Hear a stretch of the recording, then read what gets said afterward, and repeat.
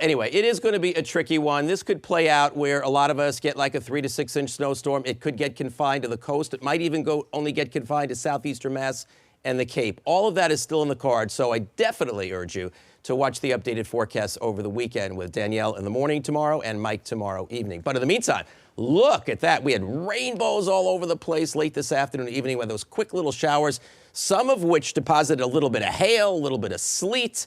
It was kind of fascinating stuff, and some gusty winds. Beautiful little cumulonimbus cloud there in the distance. And there's another rainbow in Boston that was spotted. So all of that was in the late afternoon, all of it ushering in the colder air, which at first was above, and now some of it's getting closer to the ground. We've dropped to 39 in Boston, and we've already gotten down below the freezing mark here in Pittsfield, and Worcester, 1,000 feet high is 34, Concord, New Hampshire is 32. So the colder air is coming in. It's really cold up in Moosonee, only 2 degrees.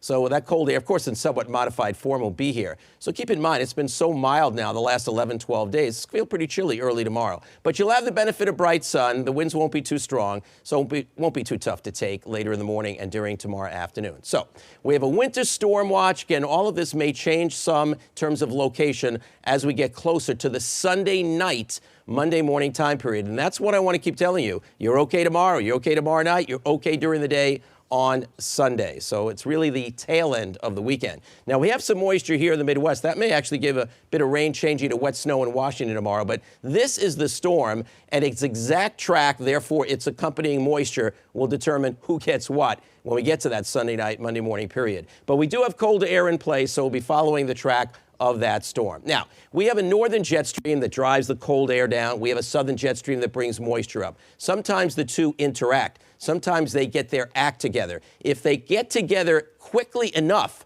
then storms can move more northerly up the coast, pass close to us. That's how we can get a big snowstorm. But just a very subtle difference, and they don't quite connect until a little bit beyond our area. Then the track of the storm is farther east, and instead of all of us getting a widespread snow, it gets confined to the coastline or southeastern Mass and the Cape. To be quite honest, both of these scenarios are clearly on the table. I was leaning toward the first one. Now I'm definitely not so sure. It truly could go either way. So I'll show you what that's going to mean. First of all, we've got sunshine for tomorrow, mainly clear for tomorrow night, even some filtered sun Sunday morning, then thicker clouds Sunday afternoon, then the storm will make its closest pass. But notice on this computer model, the snow is confined from Boston and especially south and east.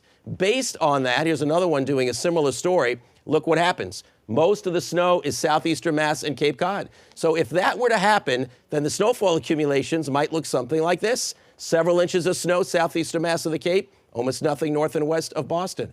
That is a possibility. But we still have one of our reliable computer models, hasn't been run yet tonight, which shows it more widespread to the west. So I'm going to split the difference for now, but I'm trending a little bit more to the east and say 3 to 6 inches of snow is possible, especially southeastern Mass and Cape Cod. But you have to stay tuned. This is all Sunday night and Monday morning. The areas that get it would have the Monday morning commute impacted. Obviously, areas farther north and west would not. And as for St. Patrick's Day parade on Sunday in Boston, clouds will be moving in. It'll be a little raw feeling with the breeze off the water and just in the 30s, but it should not be precipitating. And whatever happens with this storm in any given area, it's out of here by Monday afternoon. We're cold into early Tuesday. We're somewhat milder, but with frequent cloudy periods in the midweek, and we may turn very warm at the end of the week. So that's the way it goes. I hate to leave you with a little bit of unsure nature to this thing, but that's the honest appraisal of where it is now.